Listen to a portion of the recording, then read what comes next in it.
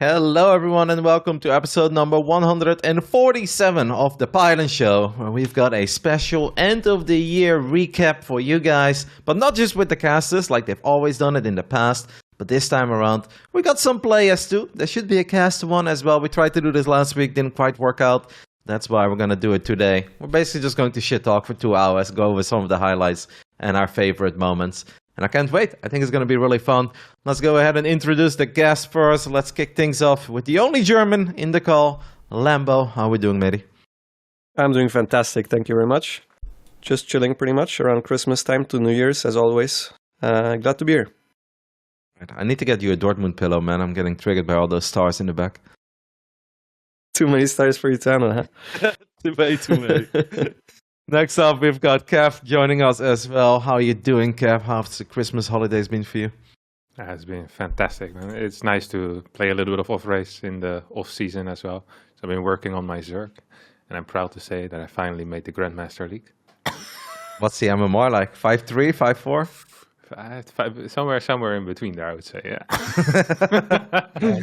Well, Lambo, you've got another stream to study by the sounds of that.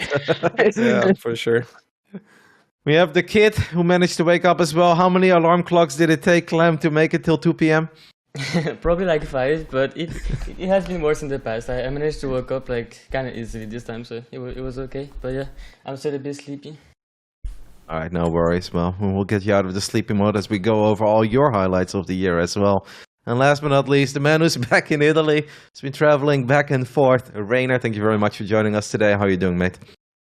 I'm fine, thank you, Kevin, for having me. It's always fun to chat with the boys, and I'm sure this one is going to be great. Yep, I already said it in the pre-show. I mean, we have to go over and celebrate your World Championship victory, because it's only a couple months left, Reynor, and then you might not be able to call yourself the World Champion anymore. I will, don't worry, I will. I've been it 2 times. All right, well, I'm happy to hear that you guys are in good spirits. We've got a bunch of clips and we've got some memes planned out, but basically what we are going to do today is just recap a whole bunch of things of 2021, and I'm actually really interested to see what you guys go for. We made a little list, and I guess we can just start off with something rather generic, and that is our favorite online event of the year. Now, pretty much everything was online because of COVID. We've had a lot of DreamHacks. We've obviously had some stay-at-home Story Cups. We had other big online weekly events and some unique ones. Think of some of the Chinese events and the World Team League. That's obviously always going on. Harstem, what was your favorite online event to either watch or participate in 2021? It's kind of difficult. I guess it would just be Intel Extreme Masters Katowice, honestly. Not even necessarily because I thought that tournament, well, obviously it's a World Championship, so it's special, but it was really cool to see Reynor win. And yeah, that made me very happy. So I think that would be my favorite tournament to watch for me. To participate in, I don't think I stayed in any tournament long enough to really have a good opinion on that. So I'll leave that to the guys that tend to play a little bit longer. They can judge that a lot more accurately. All right, Reynor, I am Katowice, and that's obviously, I think, your answer too. Of course, yeah, of course. Katowice was just a special experience, you know. Just even having Lambo as a coach and preparing for all of the opponents, and it was just a magical event for me. It was, just the best. Can't even describe it. Clem is thinking about those zealots of Zest, and he's having a minor panic attack right now. Clem, what was your favorite event of 2021? Well, I enjoyed playing in Katowice for sure, and also all the DreamHacks Europe were really fun, I think. But also I really enjoyed playing the stay-at-home Story Cup actually, even though I was not from Germany, but I was in the Team Liquid house. So like Geothermal visited me there, and there was also another Dutch friend, DJ. So winning it from there, with like friends by my side and stuff, it was really fun. I thought so. It was cool. But there is a bunch of events I loved. Mm-hmm. Well, I mean, if you can think of anything else that you want to talk about, just let us know. Lambo, what was it for you? It was Katowice by quite a bit, I think. It was just a tournament that also had great games, and yeah, just seeing Reynor win was fantastic. Made me feel great as well as, I don't know. That was something special. The second one for me would be the World Team League. I think it's great that we have a big team league where most of the good players and like all of the good teams are playing in. So the fact that they made that international and that kept going on and it kept having important matches throughout the year, I thought was awesome to see, and I like playing in it as well. Just preparing for one match per week seems kind of fun, something that we, or at least I didn't have for quite a while. Mm-hmm. It does feel that the English broadcast, like Wardy is doing it, but it feels that Wardy's obviously not in the games, right? He's just kind of casting over feed. It feels like that could have been done slightly better. It would be, I don't know. Like I always prefer it if they're actually in the game and it just feels a little more, you're more in touch with all of it. But I do think it's been fun to watch. Did you guys also like that Katowice felt different because they did the whole green screen with the studio thing? Because you guys are mostly talking about Reynor's victory and obviously just the games that worked great in that event. Did the overall experience of the broadcast also feel better than every other event, or did that not matter too much? Who's going? I think it's important that they made it a little bit different from the other events. But for me personally, it was mostly the fact that the games were great and that that Reynor won, I think was the most important for me. So even though I wasn't really playing, so I was watching it for most of it. I obviously also got to cast a little bit with Harstem, which was special for me as well, because that's the first time I got hired to like an official big event, even though it was not on the mainstream. But I think it's important that it was a little bit different from the other tournaments, because we have a lot of tournaments that feel the same. So them just trying stuff, even though it looked a little bit funny to begin with, at least for me, I thought was good. Everyone is in agreement. Anyone has anything else to add? Yeah, I mean, just having even a slight difference in a tournament that important, and just trying to highlight the importance of the tournament when we have, like, basically what would change from Katowice to another DreamHack if you didn't do stuff like that. You know, it's still an online tournament, and you know the feeling is obviously different, especially if you're playing in it. But even for the viewers, I think it's important to have that kind of stuff. So that was really good for me. Plus, it was also a different format, which is kind of nice. Also, it was a round robin, if I remember correctly, and I thought also this was kind of nice because usually I feel like we see a lot of the same formats over and over again. So having a different one is really cool. Yeah, I love the 4 groups of 6, where it's just like there's some room for upsets, and even if someone loses the first series, there's just so many different ways that the groups can play out. Like, I'm completely with you on that one, Clem. All right, and I guess we're all in agreement, and that is that the Intel Extreme Masters 2021 was the best online event. Little shout out to the stay-at-home Story Cup by Clem. By the way, Clem, you're such a trooper for doing that, because I feel like at one point you were grinding for 12 hours on the final day, and the prize pool really wasn't all that big, but you and Yona were just going at it. It's honestly kind of insane. It must have been a marathon. Yeah, it really was. But also at some point, I feel like it was also kind of nice we were able to play, because I feel like we were both playing kind of like super trial stuff, and we were kind of playing like it was a DreamHack. I feel like, you know, like super focused and motivated and stuff. So it was cool to see. It was nice. And then you celebrated with the Dutchies. I didn't know that, but that's kind of cool. All right, well, we didn't have too many live events, but I guess everyone still had like a little experience here and there by traveling a tiny bit. But yeah, what can we really say other than the last stay-at-home Story Cup, where at least a few of us made it? Like, Kev, did you attend a single live event this year? No, I didn't. No. Clem? So that was pretty sad. I don't think I did. I just did like a show on Wargaming, and actually there's gonna be like a offline underdogs tournament, the French tournament from Wargaming in the end of January. But other than that, no, not really. Yep. I mean, I guess then we don't have to spend too much time on this one. Lambo, how excited were you to see some of your favorite degenerates again in Krefeld a couple months ago? Yeah, it was awesome. Yeah, I just came there to party, and then Zone Forfeiter or something I accidentally made into round of 8. Playing their Hangover was fantastic, but going to the club with the boys was even more important to me. And yeah, I mean, that was the only offline tournament for us, right? But I guess the only offline tournaments in the scene were the Korean ones, because those were actually offline. So yeah, I don't know. For me, obviously, that was my favorite. Is there any of the GSL seasons that truly stood out for you guys as like, this was the best one of the 3? Because to me, it kind of all went by this year. Like, I tune in, I watch, especially if I know that the games are good or someone told me. But if you ask me right now, like, which was your favorite of the 3 seasons, there's not one that really jumps out for me. Like, for me personally, I didn't follow GSL. Like, GSL this year, I didn't follow it, honestly. Like, I couldn't... Of course, I cared, but could be a bit of the time and the other stuff, but it didn't really catch on to me, this year. I wasn't hooked watching the GSL. I don't even know who won the last one, honestly. Well, I think for me personally, there was only a single finals that was okay. The other finals always were like one-sided, and that was the Rogue versus Maru, which was 4-3, I think. But even in that, there was only like one good game, and the other games were one-sided one way or another. And that happens. It tends to happen very often in Korea. I feel like in the semifinals and finals that the games are very one-sided and are not that fun to watch. For me personally, so I don't know. Maybe that super tournament that was, I think, the most recent one would be my favorite one. I guess it was also fun seeing Cure win for the first time ever. He beat like all the good Protosses. Mm-hmm. So it's either that or that. So either the GSL or the super tournament. All right. Anyone has anything else to say? Live events. What did we enjoy? What did we watch? Well, COVID sucks. And like, all right, let's wrap it up. Yeah, congratulations, Dennis, on winning the best and only live event of the year. We only made it with like 6 or 7 people in total, but yeah. It was Cure indeed who won the last GSL. By the way, I'm surprised that you guys didn't mention Aces ROG at all when it came to online events. I thought that one once more truly delivered. I thought it was a really fun event. I think I lost early, that's why I didn't mention it. I think. Yeah, I think the last 2 Aces ROGs were fantastic.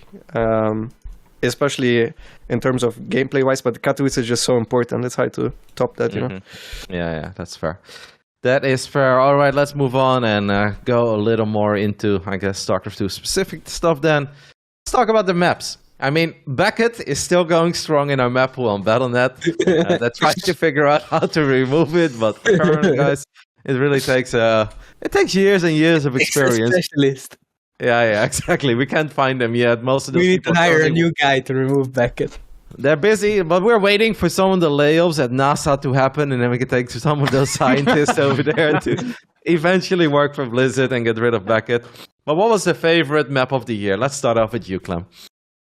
Favorite map of the year? I haven't been thinking about it too much, but I feel like the first thing that comes to my mind is Everdream for some reason. I feel like I've had cool games on Everdream. And I think it was in 2021, right? Or was it 2020? I think it was last year, to be honest. We had the previous map pool for an entire year, so yeah, don't we? It's only this map pool and the previous one. Everdream went out on the 1st of October 2020. Good call, Clem. Yeah. Oh, well, that's sad then. Everdream, come on. But I actually feel like I enjoyed the maps in 2020 a bit more than 2021, I feel like. And I feel like I remember the ones from 2020 a tiny bit more than the ones from 2021, but not sure. Like for example, Golden Wall was really fun for me, but I guess it was also 2020. Yeah. Yeah, I'm sure Clem didn't enjoy playing Beckett, Blackburn, and Oxide in a best of 5. Okay, that was also pretty cool, but... Yeah, that's not bad, was it? Yeah, well, the map pool now is a bit worse for us, so... Oh, that sucks. It really does.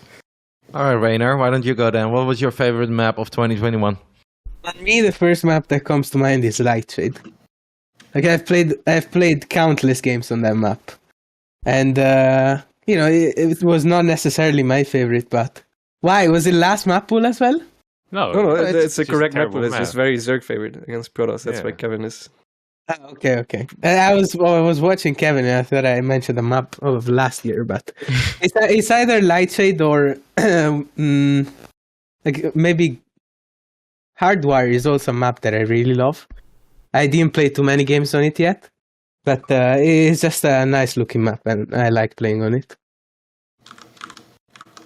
Go ahead, Kev. Like whenever you guys want to speak, 2K, just speak up. 2K, no? It's by far the best. What? Yeah, of course. This map produces almost no complete split maps. It is very active around the 5th base.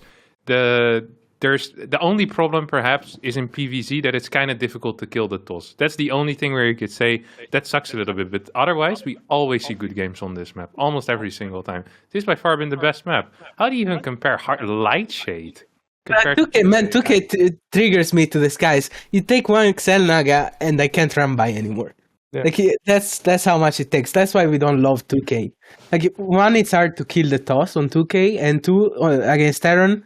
It's almost impossible to run by. Yeah, I mean, I feel like the map is still pretty fair though. Yeah, of course. I think the most fair map of 2021 is 2K Atmospheres. Mm. By quite a bit margin, just like Harstem said. But I think my favorite map also was Lightshade. I just enjoyed playing it. Obviously, it was Zerg favorite against Protoss.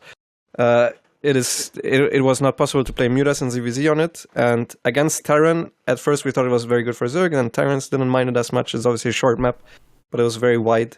So it had some great games, especially in TVZ. Mm-hmm. So yeah, I liked Lightshade the most. But I think 2K was the most fair map. What about on the current map? What about Glittering Ashes? I feel like we see some good games there and also some bad games, but it doesn't. It surprises me how many good games we see there.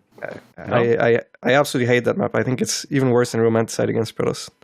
Yeah, against Protoss is unplayable, and it's also not too fun to play on it. I think, it doesn't strike me as fun. Hardwire. And it's very Zerg favorite against Terran too, so it's just not a fair map. I think Hardwire would be better than Glittering. Also in ZVZ, that map is a nightmare. Yeah. Glittering. Clem, Glittering Ashes, not a fan? I don't really like it. At first I thought it was better than Hardwire for TVG, for Terran, but now I kind of changed my mind. I can't really win on Glittering anymore, so yeah, not a massive fan. All right. Well, I'm absolutely with Kev on this one. I thought all of you guys were going to say 2K, actually, because I do feel that 2K just gives us the most best games in all three matchups as well, or with all three races featuring in them. But seems like there's still some love for Lightshade. I think Lightshade was really good. I think we had it for so long that I got a bit burned out on it at one point, because that map stuck around forever. At it, it wasn't too bad. It wasn't bad. We're gonna get 2K now for 2 years as well, so just no. Well, yeah, probably. We still have Beckett, Kevin. We still need to hire the guy. Yeah. I mean, as long as Beckett is around, there is indeed a good chance that 2K will be with us for a while. But that's not the worst map to have around forever. What was it? What was the other map that stuck around for? Like Romanticide was obviously around for an incredibly long time. Lightshade, and there was one more of that map pool. Which one? Oxide, was that? I guess. Yeah, Oxide as well. I really got tired of Oxide, especially because Oxide PvP is just annoying. It's like, okay, same song and dance over and over and over again. Like, I kind of had it with those maps, even though they were good. So what are we settling on? 2K or Lightshade, guys? 2K. Yeah, it's okay. By far. For me, it's Lightshade. Yeah, I mean, I personally like Lightshade more as well, but 2K is the best map. All right, so a 2.5 against 1.5. 2K is our favorite map of the year. We can make it perhaps a little more confusing, and we can talk about our favorite SC2 meta or playstyle throughout the year. Now, I don't know if a whole lot has changed. Harstem, you're smiling, so you want to go first? No, I was just thinking of Void Race. I think everyone thought the same. It's like, the favorite one is difficult, but the worst definitely is Void Race. The favorite one, I'll need to think a bit. I'll pass this one on for now. Reynor, what's the favorite meta of the year? Clearly the PvZ, man. The PvZ Void Race into 50-minute game with carriers and one fight that decides the game. No, but jokes aside, I think honestly the meta of TvZ this year wasn't bad. Like, it was a lot of fun with being active all over the map. I think mostly playing the kid. Like TvZ, I know you're asking about the meta, but I don't feel like the meta changed too much throughout the year. So it kind of has been the same. So I would say TvZ with the mines and the Ling Banes everywhere, and some lurkers. Yeah, that was fun. I mean, you definitely changed a lot of ways how you reach the late game, right? Yeah. I mean, if you want to go specific, sure. Like for example, right now I'm playing 6 gas Hydra Bane into 8 gas Hydra Bane, delaying my hive. And, it's just a different style than what I used to have at the beginning of the year. It was like 5 gas into fast hive and fast lurker then, without hydras, completely skipping hydras. And that was a lot of fun as well. But I feel like with the way Terrans are playing right now, the style I'm using right now is the best. Clem, Lambo? I feel like in TVP there was metas where it was like Terran's only going EPA block, for example, or like the proxy meta, or like the proxy alien starport meta, where people were kind of doing the same thing over and over. But I feel like recently it's kind of like a mix of a bit of everything. I feel like so. Actually, I don't think that nowadays is too bad for TVP. It's still like quite gambly and stuff, but I feel like there is better than previously this year. And for TVZ, I feel like it kind of stayed the same pretty much. It's like bio mind goes against lurkers usually in like the mid game, late game, which is fun. I enjoy it. Yeah, I like most of the time. I feel like it's really fun. Lambo, what has been the most fun for you as a Zerg player throughout the year? Playing against Terran by quite a bit. For sure, not against Protoss. And I never play against Zerg, so yeah, it's ZVTs. I mean, if we're talking about meta, ZVT, the meta is the same for years already, so it's not really. It's hard to call that a meta because I mean, Zergs can play Lingbane Muta or Lingbane Hydra into Lurker, and Terrans kind of play Bio. Sometimes they throw in a game of mech and lose, and then they go back to Bio. So realistically, that's my favorite. Though it's just so much fun. It's just so like mechanically demanding, and it's so like way fast paced. Way more fast-paced than the other matchups. So yeah, I like TVZ the most. I think that's fair, but then I do have a specific question for you and Reynor. What is happening in the ZVZ meta? Is there a meta? Because I feel like this year, you guys have kind of gone off the deep end. Because I feel like ZVZ is like less predictable than it's ever been. It's a complete shit show. I don't know. I don't understand ZVZ anymore. Like, it feels like everyone is doing whatever they want. And sometimes it works and sometimes it doesn't. Like, I play Rogue and he just link banes me off of a random drone count and it works. I play Miko and he walls off 2 bases and God knows what he's doing behind it. Like, Only God. only God. Like, this guy attacks me with 20 roses and then 7 mutas show up. Yeah, I'm completely clueless on this matchup. I wanted to play safe and solid, but sometimes even that doesn't work. So the other guy makes 80 drones and goes mutas. Like, it's a complete clown fiesta. I don't know. CVZ is a very bad place right now. I think with the new map pool, you can force gambling situations in ZVZ because we have 2 very short maps and 2 maps with a gold base. So if you're the superior player and you want to play reactive, you still have to play 2 maps. It's very hard to do that on. So that's why we see a lot more clown fiestas, because usually one of the players thinks he's the underdog and then he's going to try to force these gambling situations. So that's why we see a lot more of those ever since the map pool changed. But other than that, we're kind of just using the same tricks over and over and over again. And then like there's so many builds in ZVZ that we just keep mixing them up. And sometimes I think back of a build that I made like 2 years ago specifically for Sarah, and then I bring that one back. Denver recently brought back 13-12, and like no top player knows how to deal with it because they're just not practicing it because there is no ZVZ. Like, ZVZs are very rare as well, so we don't really practice. I don't know, Reynor, are you practicing ZVZ? I feel like no, right? It's impossible to practice ZVZ. Yeah, so no one is also practicing it. So yeah, there's a lot of deviation and just bringing back strategies and gambling here and there. So I would say the meta is wild. Completely wild. I love when I'm watching Rogue, and it feels that Rogue is doing all the builds that people used to do on ladder when they wanted to get a quick win, but then other people would tell them, yeah, but you can't play like that, because it's not a reliable way to play. And the Rogue is like, oh, well, let me show you. And he just does it every best of 5, every best of 7.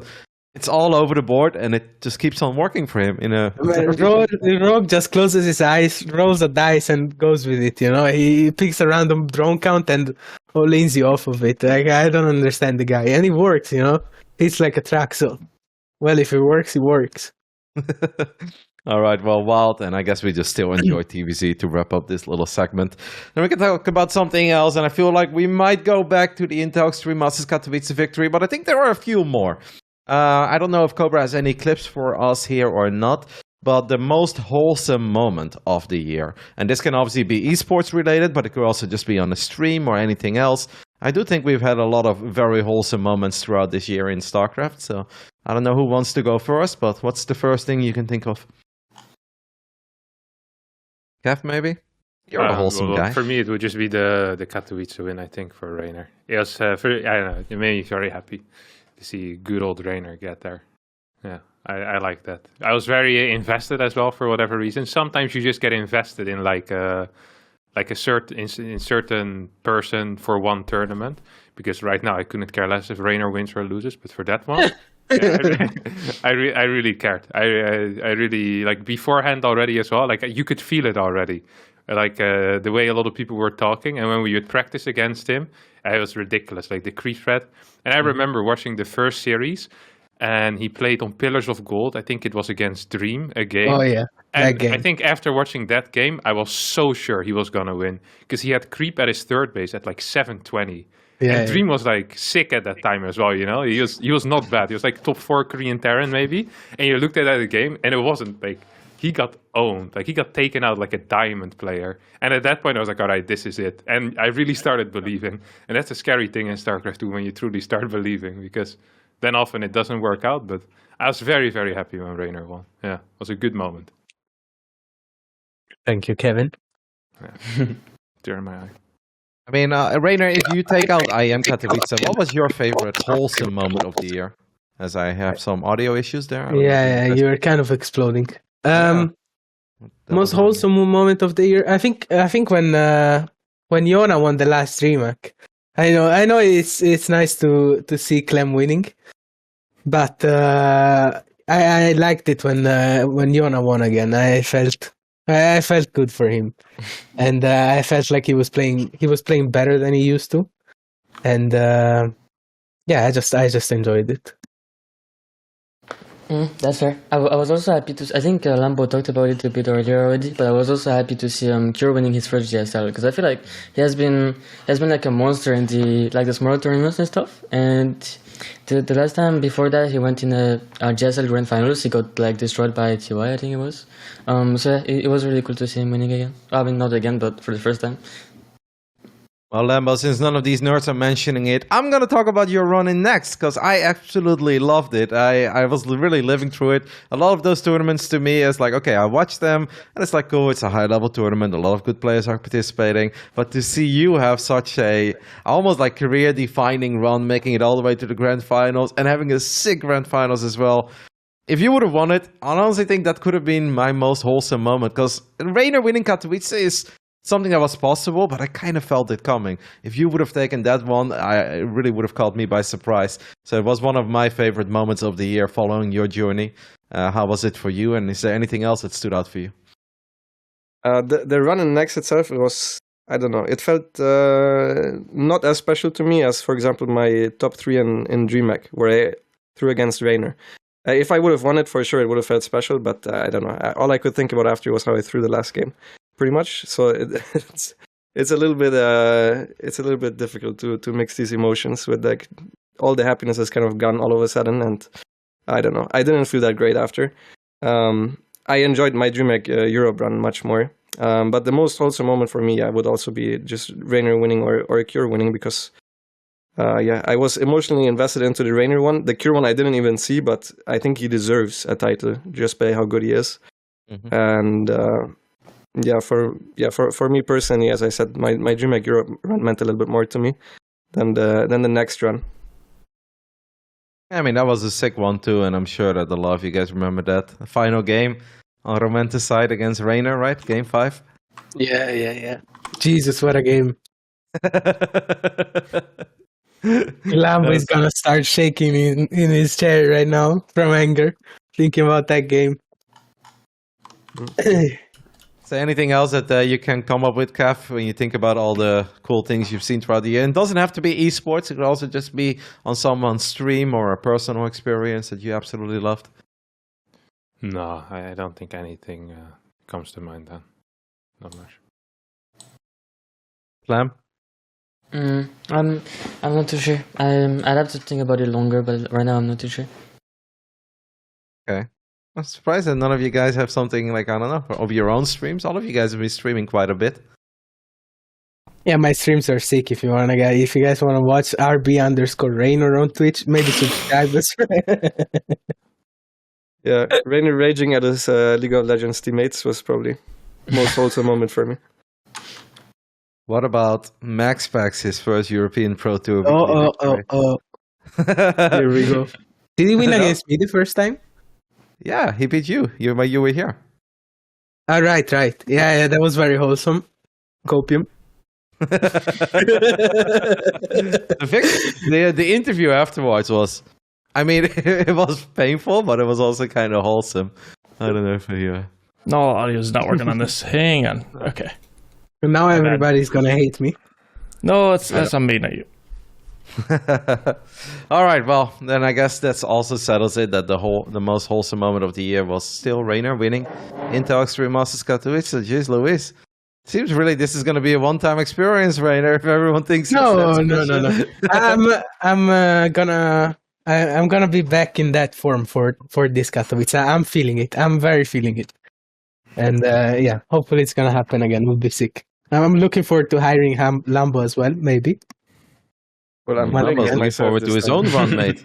Yeah, but I'm sure you can do both, Lambo. Once I'm out.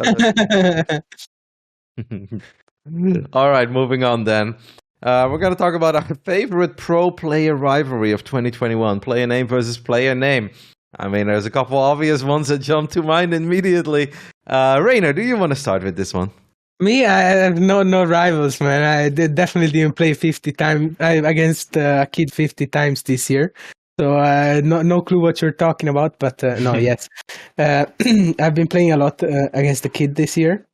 We can say that I'm kind of owning him lately. Are you though?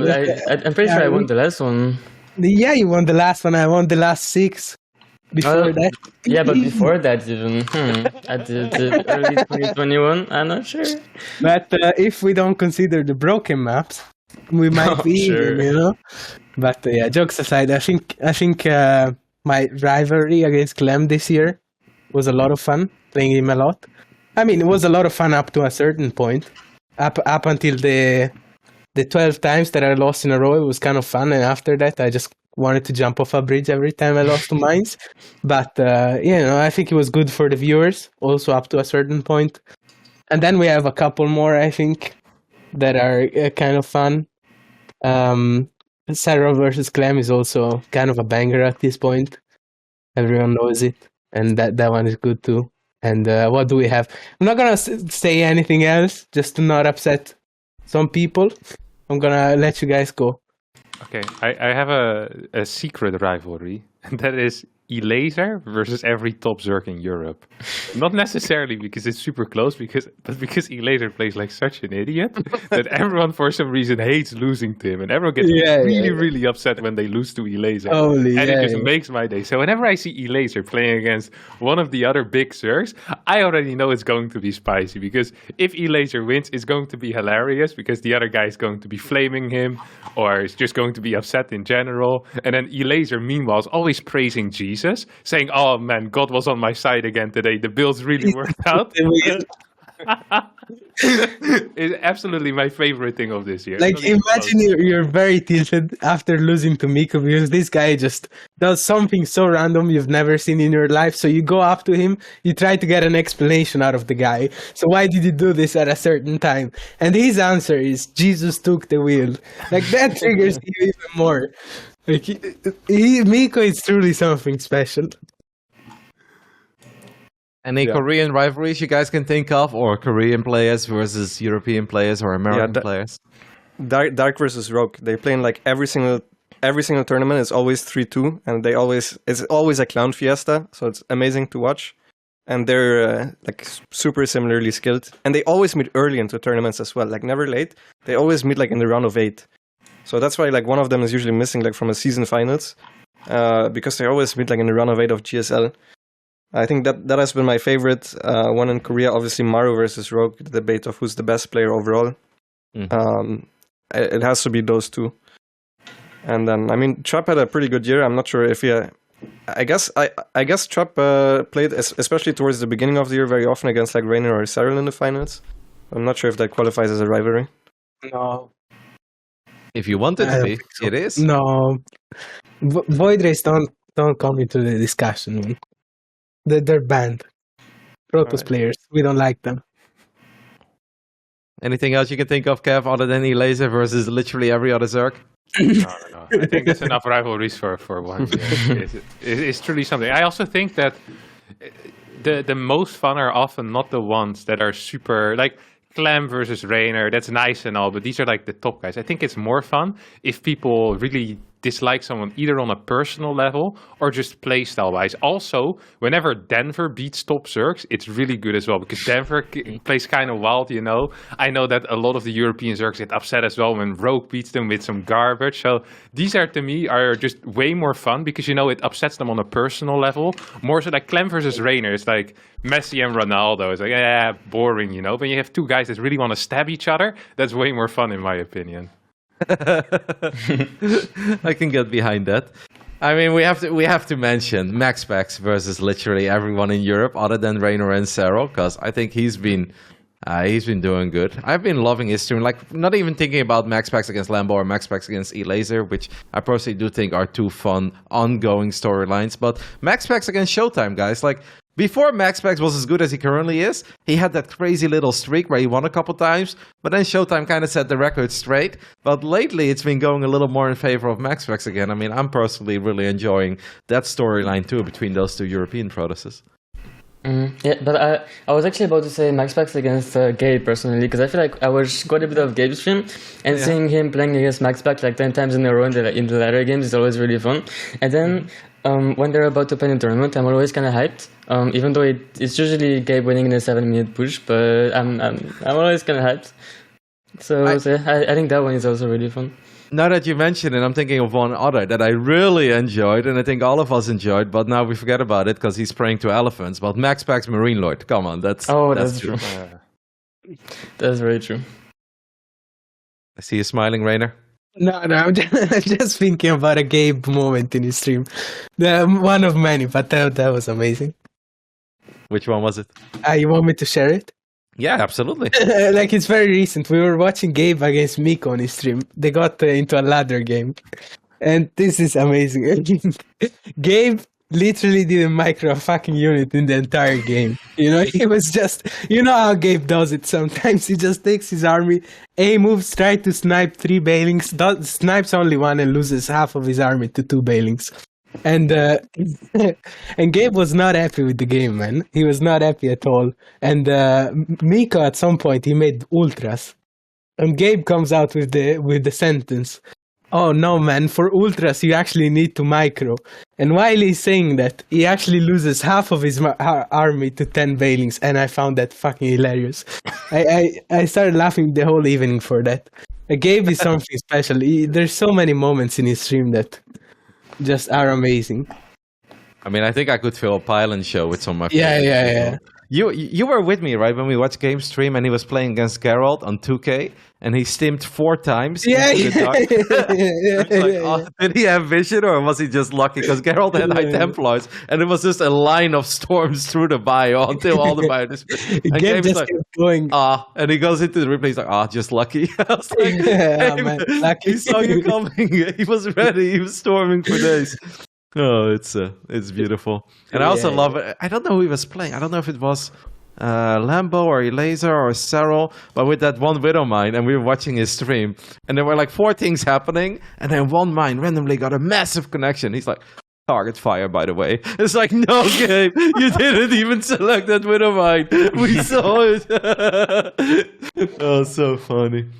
Yeah, Gabe unfortunately couldn't make it today. I did invite him, but he's moving again. You just try to fix it on your end.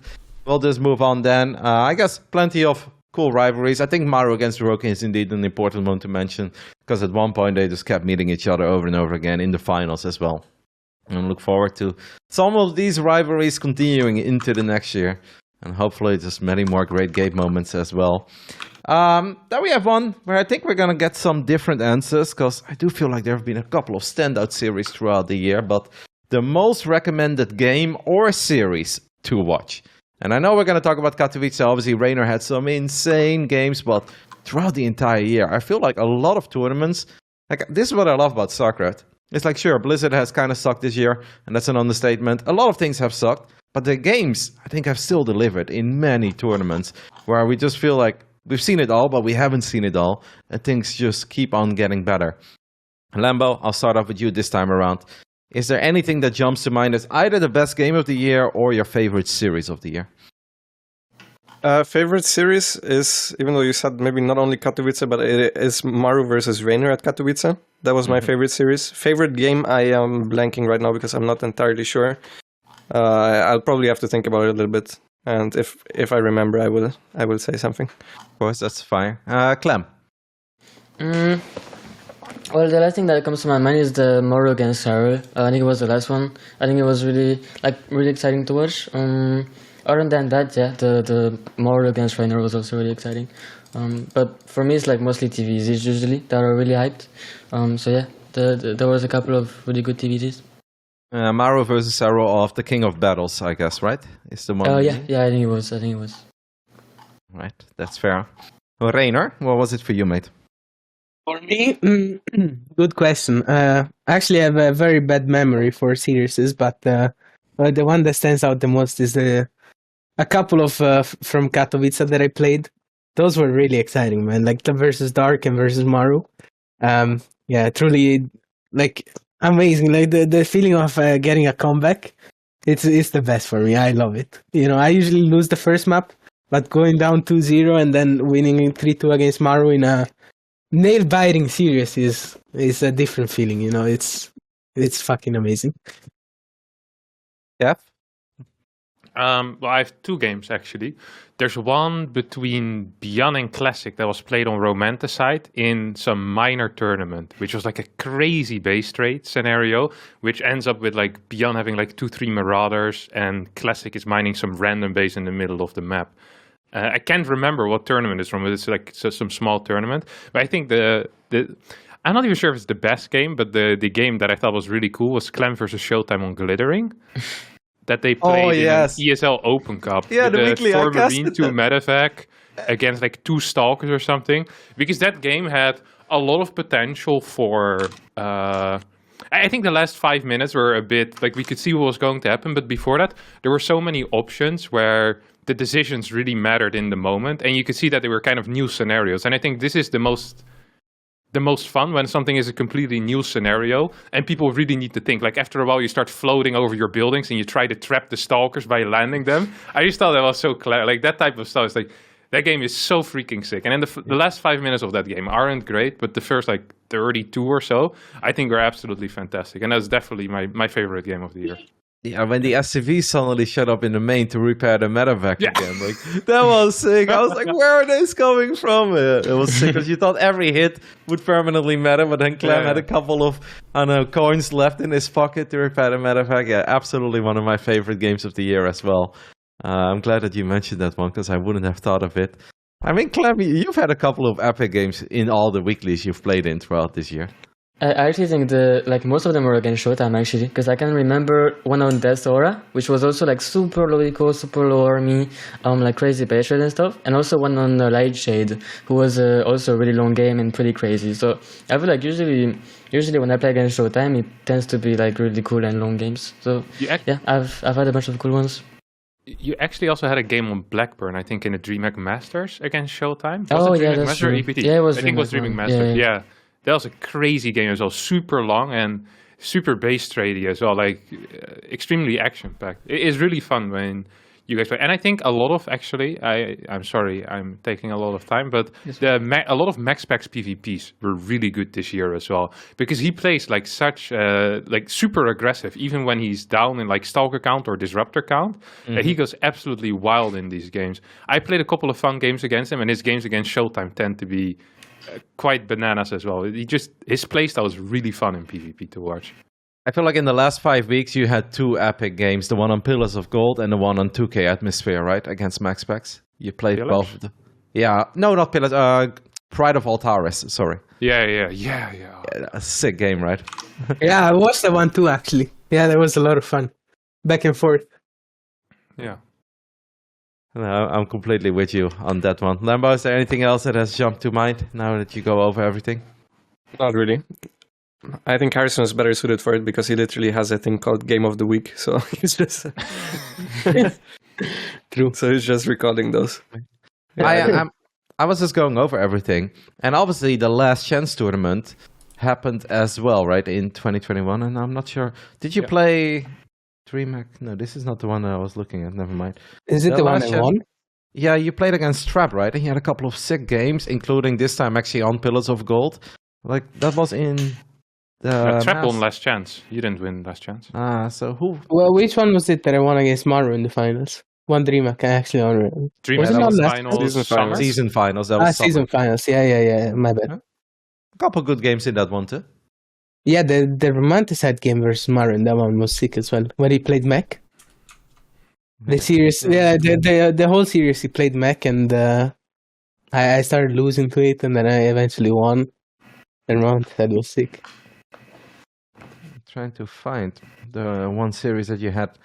There was one really standout series against Trap. I know you've had quite a few, and you had the TSL finals. Oh, yeah, don't mention the TSL finals. I completely removed it from my head, that one. Like, what was I? After 3-0 or something, like I was owning him. And then my brain decided to stop playing. Was TSL 7 where you lost the final game on Beckett? Or was that against the Last DTs? Chance? Yeah, the DTs. Since then I've never queen walked in my life ever again.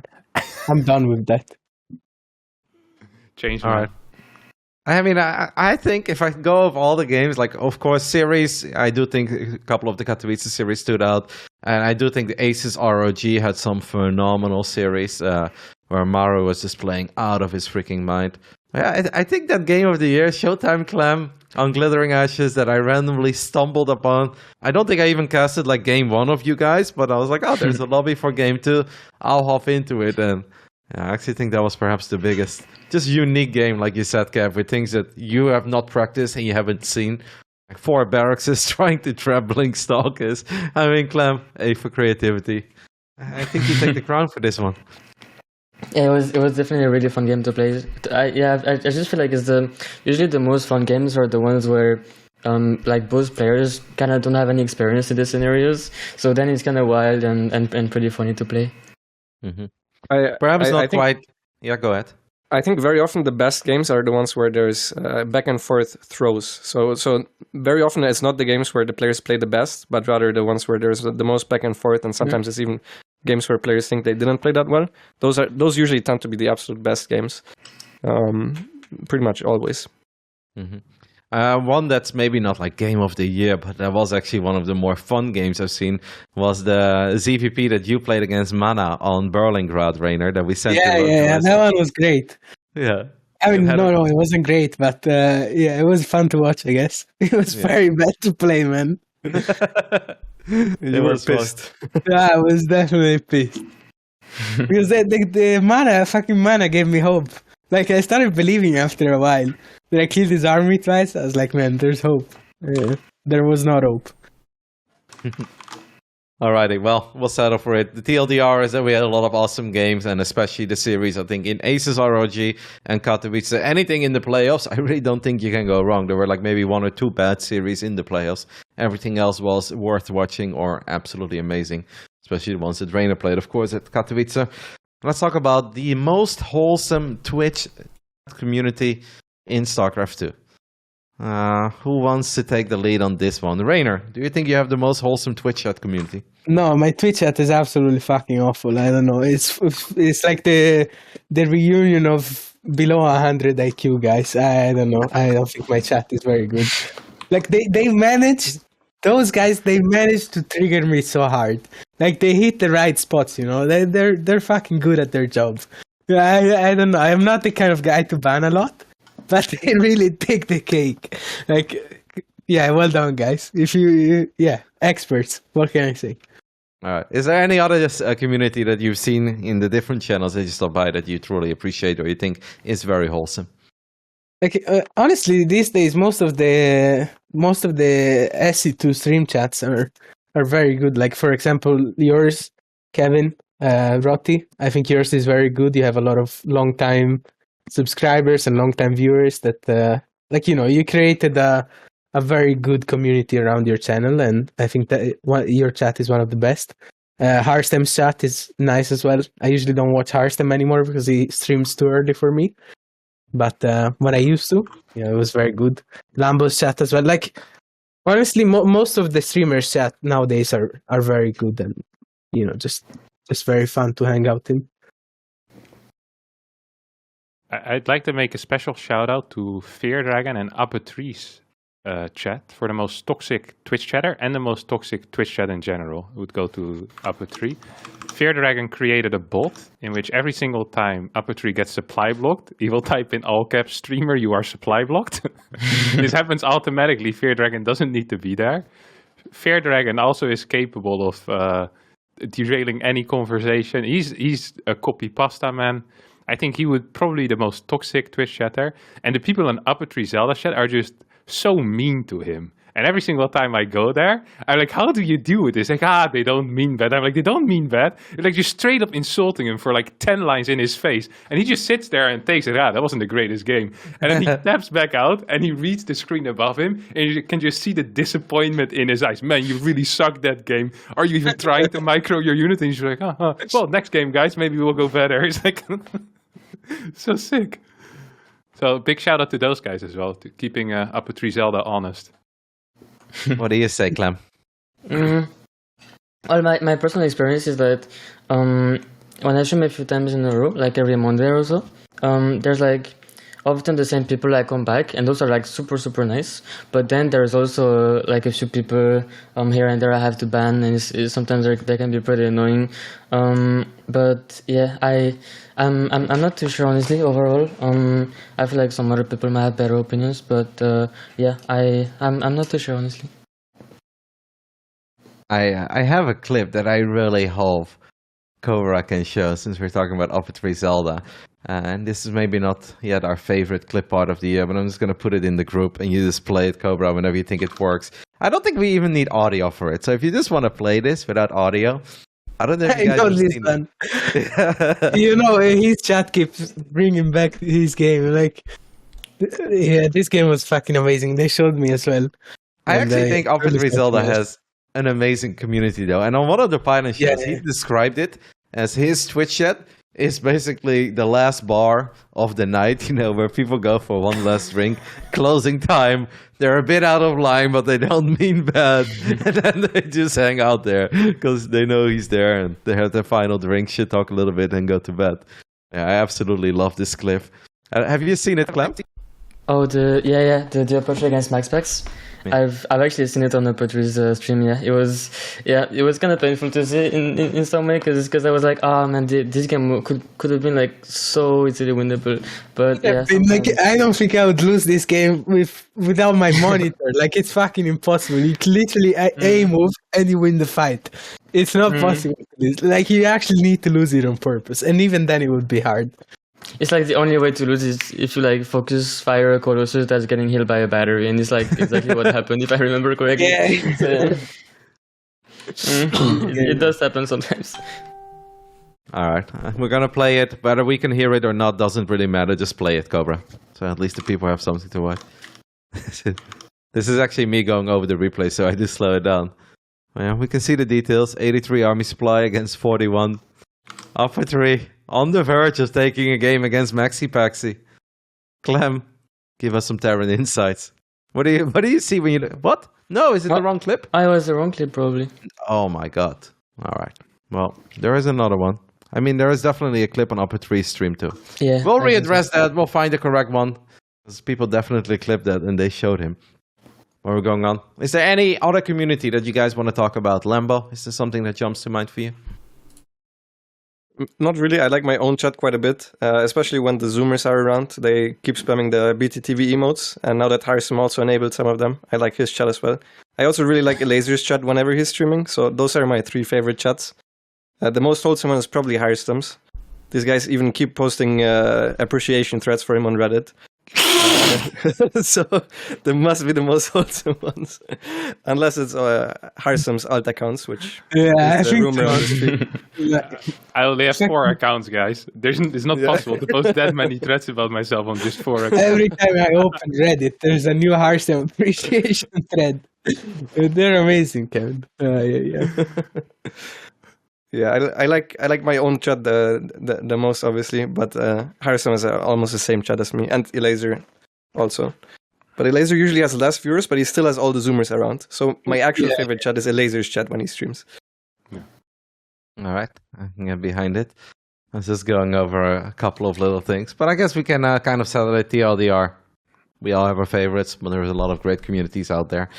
And let's move on and talk about your favorite Discord community then. I assume that all of you guys spend some time on Discord. Reynor, you've got a very spammy Discord, I know that. Yeah. Would you say that your Discord community is your favorite StarCraft 2 community? Yeah, of course. I spend a shit ton of time on my Discord, and I got really close with most of them, especially in the subscribers channel. We were, I think, the right amount to have a decent chat, and we have our memes, and we have, like, we just talk a lot in general, and I consider a lot of them friends, and it's just a good place for me to hang out. I always write in the Discord, and we have a lot of fun always. Clem? Let's say once I joined the Reynor's Discord, and a few days later I got banned. He banned me from his Discord for some reason. So I'm not in Reynor's Discord anymore. Spy. You were spying. I was still writing about my strategies on how to beat you. They did not work out, but the thought was there, and I kind of banned you. But I forgot to unban you. I might unban you now. Yeah, I have my sure. That would be cool. Any communities that you enjoy spending time on Discord with, Lambo? Well, I am only in my own Discord, so I'm not someone to judge, but I've heard legends about Reynor's Discord, so it must be a great place to be. I'm not really a qualified person to ask. I like my own Discord, but only my sub chat is active, and it's not the most active. So yeah, it's probably Reynor's Discord is the place to be, from what I've heard. What about the great guys? Well, the great guys is not a. It's Skype. It's secret. Yeah, that's by far the best, but yeah, it's not a. Yeah, I mean, that's a community. Let's not talk about those. No, if it's a community, you guys can talk about it. So, like, let the people know at home. You guys have your own private Discord community. Yeah, it's more like a mafia. It's not really. It's not Discord. First of all, we're on Skype. with our boy Bill on Skype. Yeah, and it's been a super active chat for I don't know how long. 7, 8 years. 7 years or so. Yeah. Yeah. I'm the newest messages. Yeah, it's just Reynor is the newest member. Yeah. Yeah, That's newest member. Just They some of the picked old me guys, up, like Targa is in there, that type of stuff. Yeah. So it's like very, very, very old school. Some of the guys. Mini Not Razor everyone's is still active. going strong. Or? Yeah, for sure. Yeah, it's still going strong in there as well. Yeah, no, that's nice. But I also for Discord community, I'd say the mechanic Discord used to be quite up there as a nice little community. Used to hang out there a bit and enjoy that. I never went to Reynor's Discord, but I have to have a look now that I heard that it's so fantastic in there. It's a mess. It's a mess. It's amazing. It's amazing. All right. Well, moving on. I have the feeling that you guys will not be very opinionated about my next question. But if there is something that stands out, let me know. Favorite fan art? Is there anything that someone has made maybe for you personally, or that you've seen someone made for someone else throughout this year that really stood out, whether it's a drawing or a painting or just something digital? I got a couple of fan arts. I think they're always amazing to see. Like some people send me messages on Instagram, and they made a drawing. Just knowing that they spent time on drawing me is just amazing in itself, and you don't get a lot of those, and most of them are very well done. I get a couple that I could do myself, but I always appreciate those as well. Appreciate the effort, and just fan arts are amazing. I think I could show a couple of them. Go ahead. No, I have my keyboard unplugged, so yeah, it's not easy. Yeah, as I said before, it's either my camera or my keyboard. My laptop doesn't have a lot of USB spots, so it's either that or the other one. Clem, is there something that someone made for you or showed you, or that you saw that was made for someone else that really stood out? I actually got my first drawing ever, I think, this year. Someone made a drawing of me, and I thought it was really, really cool. I'd have to find it again, but yeah, I was really happy to see that. Yeah, like Reynor said, somebody spent time and actually made a drawing of me. So it's always feels really amazing. I have one thing. Just post it in the Discord log, and then Cobra can show it up. The audio may not be working, but I think we can show some images. I have one thing. I don't know if it's considered a fan art, but I finally got my own portrait this year. And I'm not sure if it's considered a fan art or not, but that was one of the coolest moments as well. I really liked that one. Well, you already had your own portrait, no? Yeah, but that one sucked. I like that one. I like it. No, it's terrible. I think I used it once. It's not too bad. It's better than mine, mate. Yeah, no, but the one of this year is actually special. Okay. Talking about the Battle.net portrait, of course. Lambo? I'm not relevant enough to get fan art. Like, I don't think anyone ever drew anything about me besides the portraits, I guess. So yeah, I don't know. I don't know a single piece of fan art that I've seen this year. Yeah, I can draw something for you, Lambo. Yeah, I'm not good, Lambo, but now I do want to draw something for you after that statement, because you are important enough to me. Okay. Kev, I see you smiling. Yeah. I was opening Photoshop and I wrote draw something for Lambo in it, so I remember later on. Great guys drawing. Let's go. It's there's some really talented people. It's always very surprising when I don't know that the people that watch are insanely good at something, and then they whether they do it for you or someone else, to me it's really crazy. All right, let's move on then to something I'm sure that you guys have way stronger opinions about, and that is just your favorite StarCraft 2 streamer of the year. And obviously you cannot mention yourself, you have to mention someone else. Clem, who has been your favorite streamer of the year? I feel like usually I watch, I usually just watch the other pro players mostly. And I actually watch a lot of Gabe's. Like, I actually watch a ton of Gabe. I always have his stream open, and seeing him laddering is like, it's like so relatable sometimes. I really enjoy seeing his stream. So Gabe it is for you. Gabe gets the nominee. Yeah, probably. All right. Reynor, favorite streamer of the year? Honestly, it's obviously Luvrisa. No, I'm kidding. I think time watched. It's you, Kevin. You're probably the biggest, the most I've watched StarCraft stream, and emotionally invested in Gabe, of course. Just Gabe takes the crown. The guy has me cracking up every 3 seconds, and he's just special. Awesome. Who has been your favorite streamer of the year? I think I watched Wardy by far the most. I don't know, I just really like tuning in there. And then for sometimes he's not even there anymore. I love it, especially when he's just quiet for 2 minutes. And guys was just doing the dog, just letting the dog out or something, feeding the dog. Just a nice environment. It's very, very, very cool, very relaxing. I can watch him, I think, for the longest amount of time without really getting bored. It's just, you just kind of have it on. And I don't know, I really enjoy being there. It's, I think it's also the only stream I have more than 60k channel points in, which is, well, for me at least, a crazy amount. That is not that many. Okay. I thought it was a lot. Yeah, it is I guess it is a lot if you don't have tier 3 and you don't bet with them. And I guess you can't bet because you're in the Netherlands. But yeah, there are people that have 6 million channel points in Wadi stream. So the 60k feels a little small there, Kev. But I know what you're saying. You get it. And you probably don't even click on the box for the bonus points, do you? No. No, see. The chat I tend to have muted. I'm there for Wardy, not for the chat experience. Mm-hmm. All right, so Wardy, this for you. Lambo? My favorite streamer is a new one, actually. It's Cyril. That guy has started to stream weekly every now and again, and his streams are by far my favorite. Mm-hmm. He's fucking hilarious, and I don't know, even though he has bad internet, I really like his streams. Also, he just gets 3k viewers, so it's like a little bit of a vision into what it could have been if StarCraft was super popular. And then there's all the casuals in there that get super impressed. Like the moment where Cyril starts to use his screen hotkeys, he's so, oh my god, he's so fast. I'm gonna vomit, man. He's so quick. I can't keep up with this, which I always find hilarious. So yeah, I like Cyril's stream the most, followed by probably Harstem's and Wardy's is what I watch the most afterwards. Mm-hmm.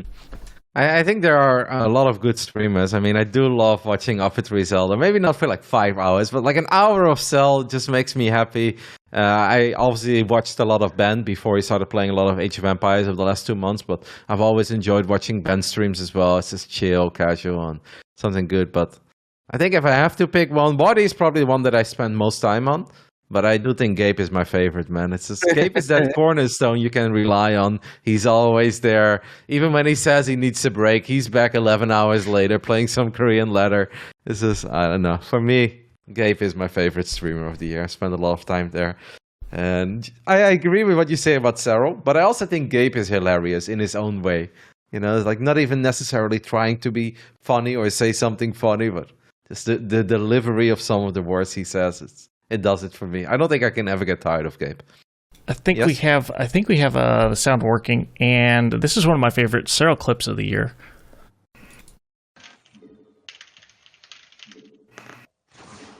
Oh, I let it slide. I let that mistake slide. Yeah, it's working. This is actually nice. Now we can go over some of the other awesome clips too. But yeah, this one was titled "Cyril is a Merciful God." Mm-hmm. I mean, I think I have like around 12 Cyril clips right now on my sound deck, and I love him, and I can't get bored of them. I think when he's playing for the late game and he said his opponent died, that's one that will never get old. And I also like the one where he speaks really fast. He's like, I was so confused there for a second because I was like, why am I not building any units? But then I realized I didn't lose a single unit so far in this fight. I'm like, oh, Yona.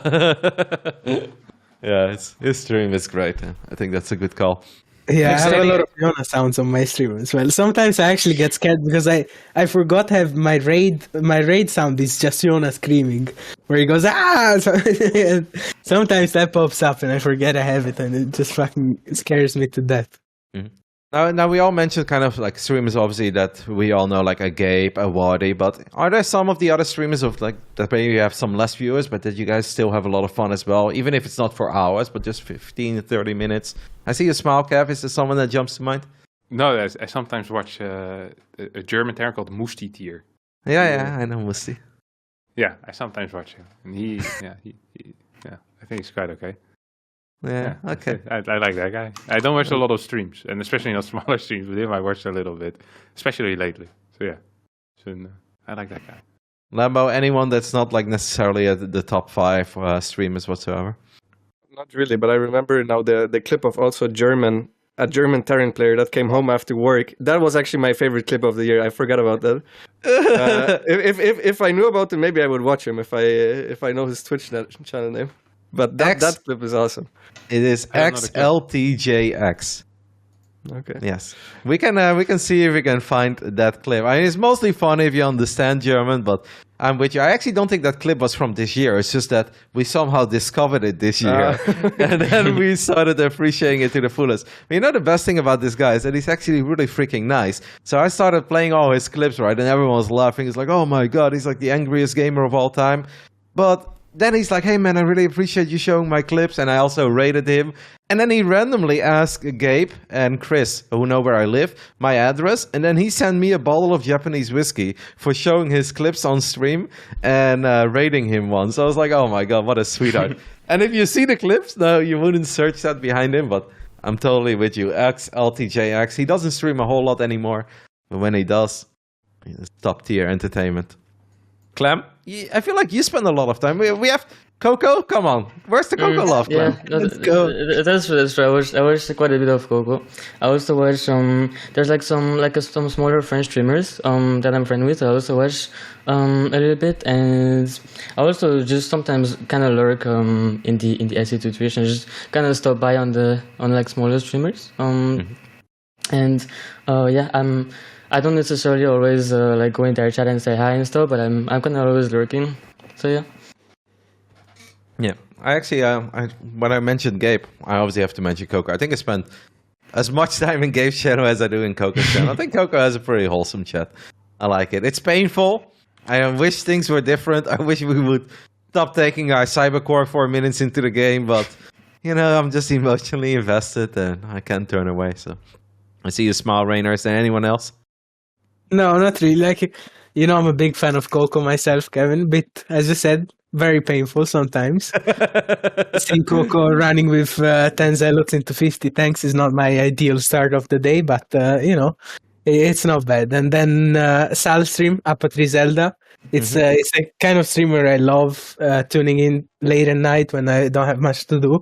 And the guy is just losing every game and, you know, having some memes. It really is a great end to the night. All right, I have the clip of XL. Oh, we have another clip of Cell, so let's go ahead and watch this one then. If we can at least enjoy a couple of them. But I have the clip of XLTJ as well. It's all fun and fucking games until wanna give people it are another laughing about you. Then it's not funny. Or some shit that you've been through. What if you admit it's funny even if it's you? That takes a special kind of person, bro. You know? That takes a person who can really detach themselves from their life situations. I do that. Like, I laugh about things that are about me all the time. My fucking job is laughing about how I can't get better at this game, even though I've dedicated my life to it. Ha ha! Like, it's all a big fucking joke. My life is a joke. Everything I do every day is a fucking joke. I am the butt end of the joke every day. Okay, but you don't see me fucking crying about it. Like, that's just, you know? Oh my goodness. I love how he just is in the middle of that sentence and then he's getting stormed 3 times as well in the middle of his arm. Like, you can't script it. You almost think that's fake. That's beautiful. Thank you, Cobra, for also fixing that. You got the other clip, hit me with it. Yeah, I posted it in our chat. Oh, okay. Let me grab that real quick. As recht einfach aus. Now, for the people that don't understand German, you don't really need to understand what he says, but the TLDR is that he's not very happy with how this game is going. He basically just comes home from work. He plays against a tryhard that's already been going for 4 or 5 hours. He's not even warmed up. And then he gets a little upset about it. So if we can play it, it would be awesome. Pulling it up, one moment. And once more, super nice guy, actually. Just some human frustration that we're all familiar with. The first game of the day, guys, can get the best of you. Let's be real. And we have audio, and 3, 2, 1. Das Problem an der Sache. Er kriegt auch kein GG dafür, ist ganz ehrlich, oder? Weißt du verlierst gegen diese wirklichen widerlichen Drecksmenschen, da krieg ich so einen Hals. Solche Leute mit AA-Builds, die null Taktik haben, null, weißt du, oder, und das ist halt einfach das erste Game schon wieder, Mann! Es regt einfach auf! Du bist nicht warm, gar nichts, da krieg ich echt da! Meine Fresse, muss ich mich jetzt echt zurückhalten. Weißt du guckst, du machst, du bist kalt, du hast fucking 9, 8 Stunden, 10 Stunden bist du auf Arbeit, scheißegal. Der Typ, kein Leben, Alter, spielt seit heute Mittag, du kommst kalt rein, musst gegen seinen spielen, bist doch nicht mal warm, hast doppelt fast gefühlt ABM wie er und er spielt AA und nach AA ist nichts mehr, aber du bist halt schon tot, weil er dir einmal deine E-Code gekillt hat. Nein, das ist, boah. It's so good. Lambo, what do you love most about it? Everything. It's an art piece. I couldn't pick out a single line of it. Like, he literally says how he has to hold back right now, and then he goes again.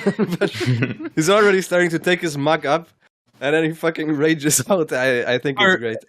For me, the funniest part is how he starts slow and, he starts explaining. Yeah. I obviously don't understand, but it seems to me that he's explaining stuff and he starts slow and then all of a sudden he just goes into full on rage. It's a masterpiece. It's my favorite clip. But Eternal Empire, so it wasn't from this year, I guess. Yeah. Yeah, but we didn't find it until this year. Until this moment, Gabe and Chris were sitting on it, and they kept it close in their little Discord. They have a German Discord. And suddenly I stumbled upon these clips, and I'm like, oh my god, this is the greatest thing I've seen. It's beautiful. But once more, the guy's actually an absolute sweetheart. He's not streaming a whole lot anymore, but he still fires up a little stream every now and then. So XLTJX, if you guys want to stop by there. Let's go back on track, and obviously we can catch up on some of the clips we've missed because we had some audio issues. But we have a few more things to cover. Cobra wrote God Gamer of 2021, so the TLDR. Who was the best StarCraft 2 player over the entire year? Harstem, why don't you go first? So, I think that Trap was the most successful player of the year. He won the most premier tournaments now. I think he performed quite well. In all the tournaments he didn't win, he performed very well as well. Katowice? Okay, mostly except for Intel Extreme Masters Katowice, I guess. But everything else, he performed extremely well, quite consistent. And he looked pretty strong doing it. I'm not quite sure, but yeah, I think the only thing you could really say when it comes to winning tournaments is that Reynor was more successful. I think Reynor, had higher earnings this year, and B, won the World Championship. But in everything else, Trap, I think, was just the best. So, yeah. He never really gets mentioned, but I just think that he is. Surprising to me. Clem, who do you think was the best player in 2021? I think for me, especially on the last part of the year, I think it was definitely Maru. I feel like he just showed the pretty crazy dominance. Like in the last series he played and in the last tournament he played in. So yeah, I feel like for me, at least in the last 6 months or so, definitely Maru. So yeah. Lambo? It's very hard to answer for this year. I think it has to be either Rogue, Maru, Cyril, or Trap, one of those four. And I thought their years were. I guess Cyrus was a little bit less so. So let's say one of the three Koreans. It depends a little bit how heavy you weight the different tournaments, because I think Trap won some of the international ones, right? He won a TSL, he won a Next, and did he win Last Chance? I'm not sure. Last chance at the start. I feel like you guys are kind of biased to what happened recently. But recency bias, absolutely. I wanted to say that as well, but I don't know. Trap also just bombed out of some of the tournaments as well, right? He did do pretty well in the GSLs. Out of the he got second in a season final or 2 season finals, maybe even got second in the GSL as well. He got third in 2 of the other GSLs, I believe. His performance this year in almost all tournaments that mattered for him were really insane, except Intel Extreme Masters Katowice. Yeah, well, he didn't even qualify for some of the recent ones, so that's why. That's true. Yeah, the last few months have been a bit meager. I mean, they have been very bad compared to the other players. Saying a bit meager is an understatement, because he's literally not qualifying for the events. Yeah. So that's why it's. If you look at it from an overall standpoint, I think Maru is the most consistent one. Rogue maybe the highest peak. Trap has had the best tournament results, but it's very hard for me to measure. If I actually had to say who played the best, I would also say Maru. But I don't know. I think these discussions are very difficult to say objectively. Mm-hmm. I think they are difficult, and indeed it's a long year, and I think people peaked at different moments. Reynor, what is your answer? For me, I think it's either Rogue or Maru. Both of them have... Rogue is a bit more inconsistent. Rogue is a special one, but when he's on point, Rogue is very scary, and same for Maru. Maru is very impressive. Just overall, the way I see him play some matchups like TVT and TVP, the guy just seems completely unbeatable. And TVZ has his weaknesses, but even in the matchup, if he gets to late game, he's the best. No argument about it. And yeah, Maru is just so. I think I would say Maru because he's very impressive overall. I think it's really close, actually. It's so hard, right? Because I think that you can make a valid argument for a few. But I think for me, personally, it would also be between Maru and Rogue. But yeah, when Kev says, look at the results that Trap had in the beginning of the year, it's okay, that is actually a lot of first places in a lot of competitive tournaments. And even some of the other tournaments he didn't win, he did have deep runs. But I don't know. I'm also... Both Maru and Rogue, I feel like over the last 4 or 5 months, I think have truly stood out. And where Rogue maybe ended up winning a bit more, I feel like when Maru wins, he looks better doing it than Rogue does when he wins. But does that even matter? I guess in the end of the day, winning matters, and Rogue is very good at winning. So I do think for me it would be between one of those two. Yeah. You think about it again, Kev? Still Trap? Yeah, still Trap for me. Yeah. Clem, you're smiling? Well, I mean, for me, it's still Maru. But as they say, maybe I'm a little bit biased towards what happened recently, because it's what's the most fresh in my mind. But yeah, for me, it's still also what you talked about. I feel like when Maru wins, it's so. I don't know. He doesn't his own manner, and it seems really solid and stuff. So yeah, I would still go with Maru. I think that is the one thing that kind of. It's weird because Trap won so much, but every time he won, it kind of felt like he won a bit more on the weakness of his opponents at times. At least that's what it felt like when you were watching. I'm not quite sure how to explain it, but when you saw Maru dominate tournaments sometimes, it did give a different vibe. It's very frustrating because I think Trap is really good, and I know that it can be pretty tricky to be very consistent in your play. And I don't exactly know why he gets, I feel like, a bit undervalued at times, because his results have been really, really big.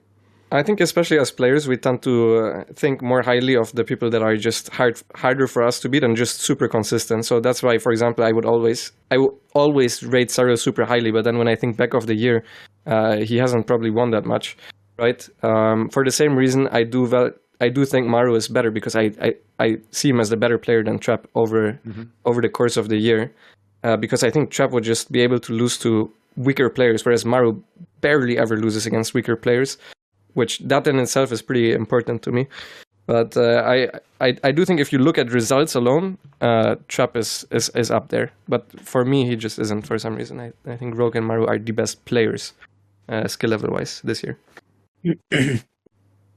Any final thoughts, Reynor? I mean, it was obviously a big year for you as well, but mostly the beginning of it. You won a season finals, you won Katowice. After that, it became a little more quiet. Yeah, I mean, I definitely want some stuff, but I think my problem overall is just that I peak very high and then I'm just inconsistent overall. That's why, I'm not in the list. I don't think I would place myself on the list because I'm not as consistent as most of these guys.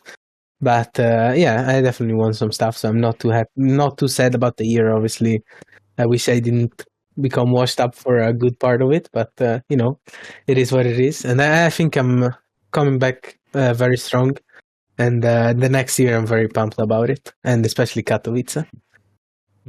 So it seems like we're kind of in agreement that the Koreans had the stronger year overall, especially like Trap, Maru, and Rogue. You guys only look at the European scene. Who was the standout player? Was it Clem with all the DreamHack victories, or is it then still Reynor because of Katowice and the season finals, or is it Jonah because he's always there and basically always makes a deep run? What do you think, Lambo? For me, it is Jonah, because I think he was the best overall in the international events, especially. I think he won one of the global finals, and he won like the next. He also won the last DreamHack Europe. If we just look at the DreamHack Europes, it's obviously Clem, because he won 2 and he got second in 1.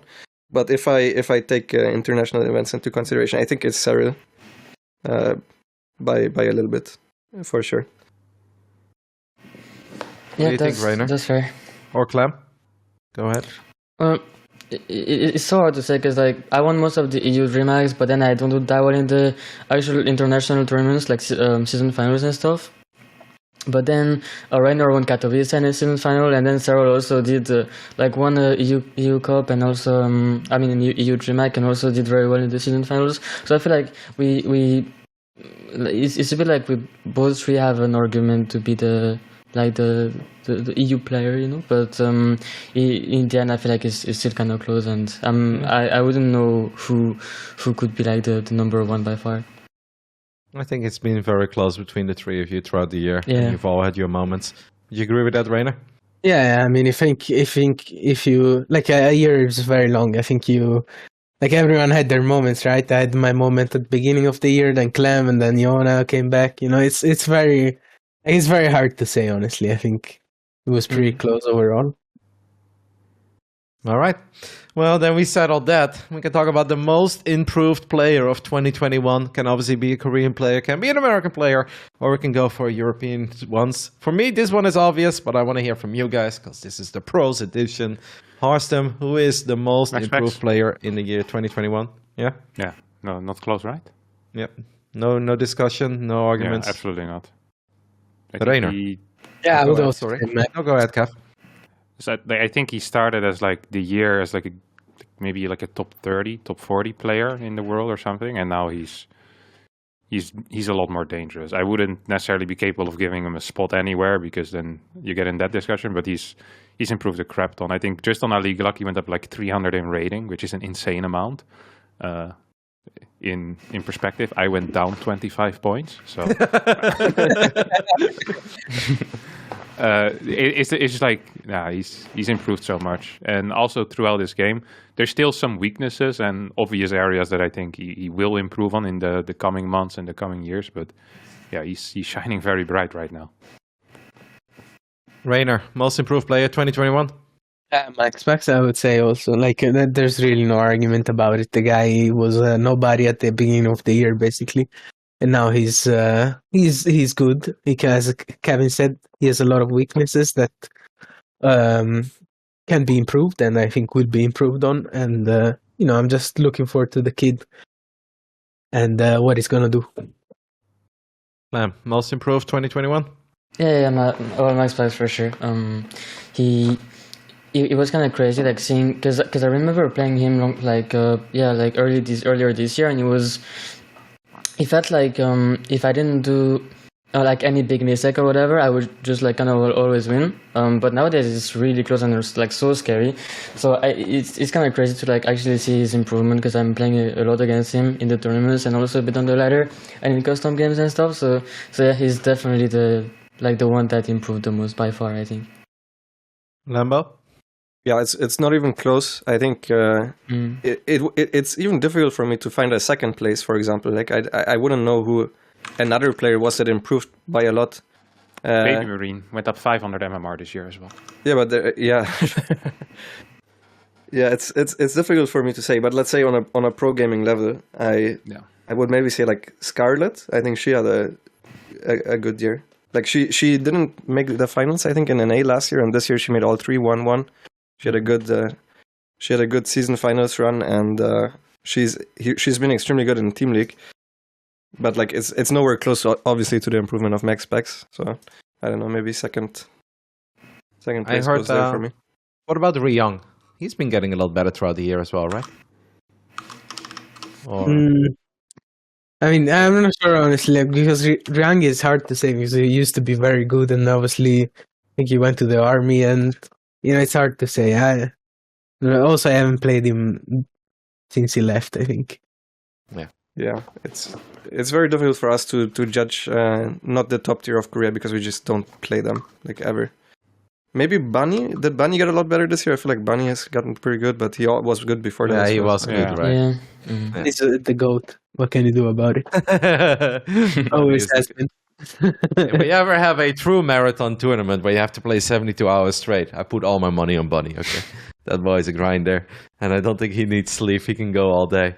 Yeah, I think there is no discussion either. I think Max Pax is the most improved player of 2021. I think European scene, like beginning of the year, don't think he ever made it into the playoffs. It was like top 24, right? Top 20 maybe. And he went from going 3-5 in DreamHack group stages to suddenly having deep runs, winning weeklies now as well, instead of just going out in the quarterfinals and winning one map. I think it's been an amazing year for Max Pax. And I think he absolutely deserves to be the most improved player of 2021. I guess we're getting closer towards the end then. But we can talk about a few things. There are a few obvious answers for this one. But what events are we looking forward to the most in 2022? I'll let Reynor go first. Well, Kev, first one is obviously he's always gonna be Katowice. That's the one I'm aiming to win the most, and I think I'm gonna be able to put up a good performance. I'm feeling it, and the first tournament of 2022 will be Last Chance, right? Yeah, I think so. It's early January, so that one, of course. And then, just the whole year of 2022 is gonna be exciting. I'm feeling good about it, and hopefully I can be more consistent. The only thing I'm wishing for the next year is just to be more consistent overall. Clem, is there something you look forward to in particular? Well, obviously Katowice is like the obvious answer. Katowice for sure. Also, Last Chance is gonna be pretty hype. It's gonna come like pretty soon. So it's always gonna be fun to watch and to play in. Other than that, I'm actually really not sure. What's the plan for the next year, and like in terms of offline, online, and stuff. But I kind of hope we can get some offline going again. That would be really cool. But yeah, I'm pretty excited as always. Mm-hmm. Lambo. Yeah, Katowice, especially because I hope it's gonna be offline. Like the very first offline event where I'm gonna get to meet everybody again. That's gonna be so great. Like even if it wasn't Katowice, I still would be super excited for it. That plus the first offline home story cap where we're all gonna be back together again. Even the ones that didn't make it to Katowice, right? Because there's so many friends that I haven't seen in forever. So those two, just Katowice and the first home story cap. Harstem? Yeah, just wherever people go, I want to be there. It's going to be the first offline event. It's going to be sick. I'm really looking forward to eating some döners as well. I still have over the past 2 years, we've been doing so many döner bets. I think I'm down 15 döners and 10 beer, 9 Cuba Libras as well. So yeah. I'm gonna need to pay up a little bit, but I don't even care. It's gonna be so much fun. I was really sad I couldn't get to the last stay-at-home story cup, but it made me even more motivated to stay alive for whatever is coming up. I can't wait to see everyone again, man. It's gonna be sick. Yeah, I believe we are supposed to get some proper announcements soon as well of what ESL thinks is possible in 2022, and hopefully it will not just be offline Katowice, but then let's go for another season of online. You never know how it's going to go, of course, in the COVID times, but I do have pretty high hopes that won't be the only 2 events that we have to look forward to. And if not, we'll just make a little Zuidland party happen. Ain't that right, Reynor? Hell yeah, man. I'm looking forward to the Zuidland part. That would be amazing. Honestly, the party in Zuidland. But no, hopefully we can get a couple of offline tournaments. I just can't wait to hang out with the boys and play a proper event again. I'm starting to lose the feeling of what being a pro gamer looks like. It feels like because all of these tournaments are basically the same to me. Well, what's the difference between Last Chance or the other tournament? There's no difference in the end. It's still an online tournament, and the feeling is basically the same. So I just want to feel, how I'm supposed to be feeling, and just hanging around with everyone, and just meeting my friends again. Also, I think I'm a better player offline than I am online, and I can focus more. So that obviously helps me in that regard. All right, then I have one final question before we're going to take a look at some of the clips that we tried to play, but they didn't work, and I do think it's going to work towards the end, because I'm aiming for around a 2-hour show today. The players to watch in 2022. I'll start off with Clem. Who are you looking forward to in 2022? Well, obviously MaxPax, because he was the one with the best improvement, so it would be really interesting to see if he can keep up improving that much, or if at some point it's kind of gonna set the same level a bit. But yeah, I'm pretty excited to see, and also also just the regular guys, and I'm also I'm actually not sure. I'm actually not too sure, other than MaxPax, who I'm specifically looking for.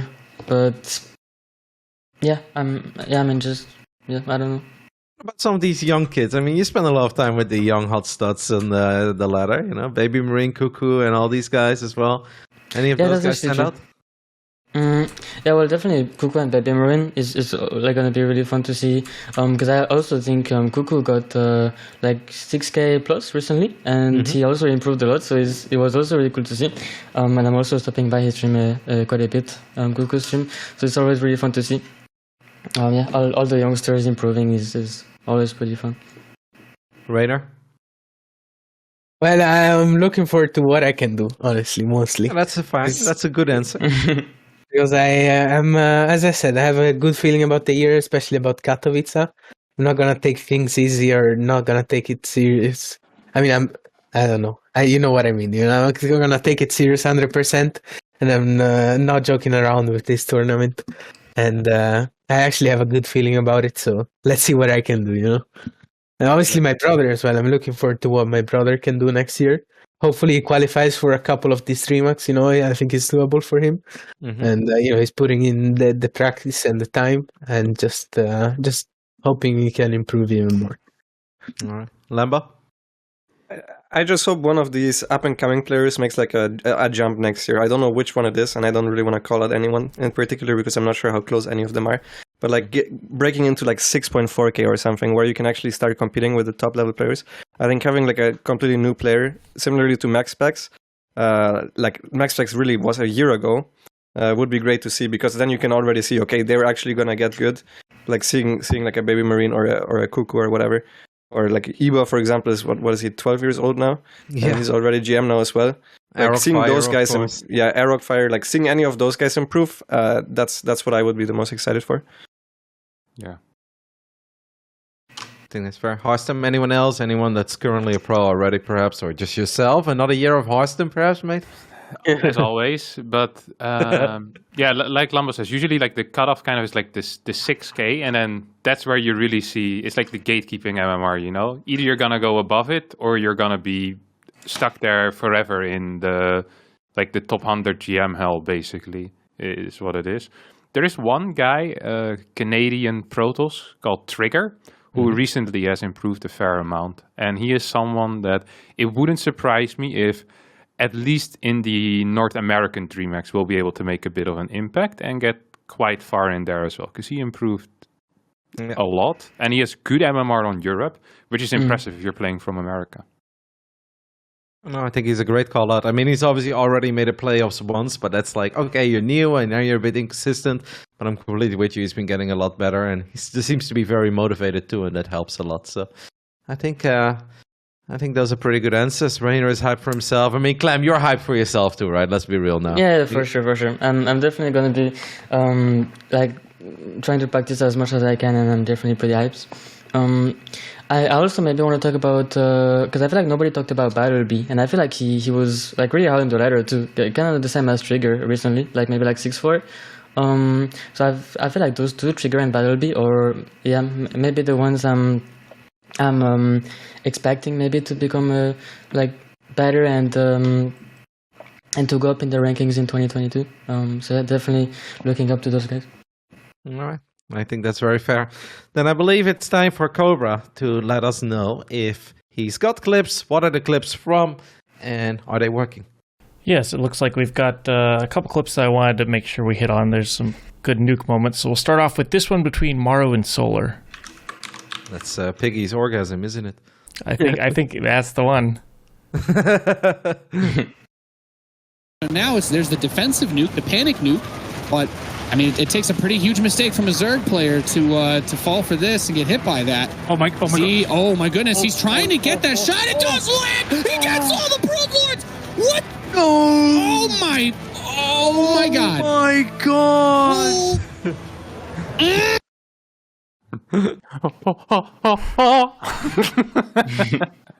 Thank you, so sick. Oh. All right. Got another one. This one is Milk. Yep. Maxing out as the Terran. No, definitely not. And milking out, it's almost like he anticipated an army going up. Oh, that poor Archon, dude. Warping in there as a nuke's going off right on top of him. Oh, no. No, Milky, go! Not like this! Poor guy. He actually had some good games throughout the DreamHack seasons, to be fair. Too late. He's now known as the guy that nuked himself. Yeah, the nukes are bad image on you, man. Get nuked, you're always going to be the guy that got nuked.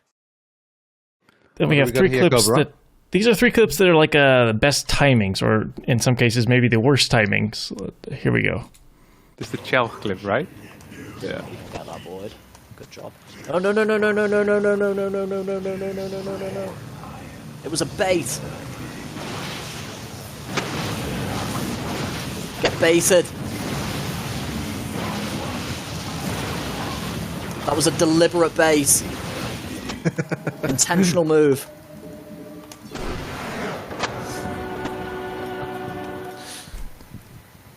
Marvelous. There's one guy that actually does the Void Ray Rush every single day.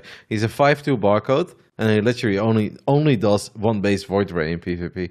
I'm like, you gotta get bored of that. How do you keep that up? Like, doing that a bit, I get it, but doing it over and over and over and over and over again? What are you laughing at, Kev? At this clip, because this is the best clip I've seen in my entire life, I think. I already know what's coming. I don't know it, so let's play it. This is McCanning playing chess and got a little distracted, so somebody helped him out. Mars gifting a sub, it's your turn now. Oh shit, it's my turn.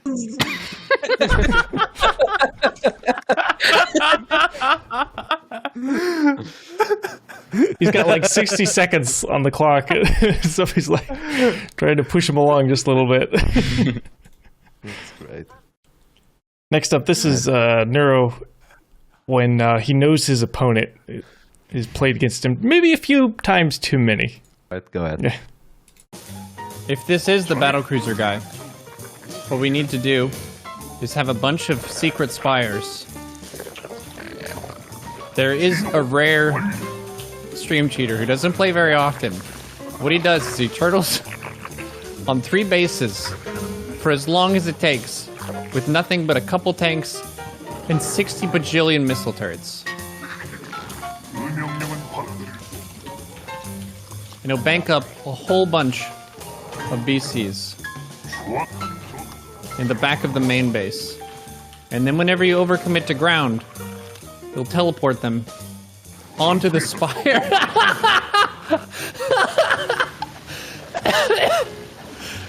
Oh my god. I love it.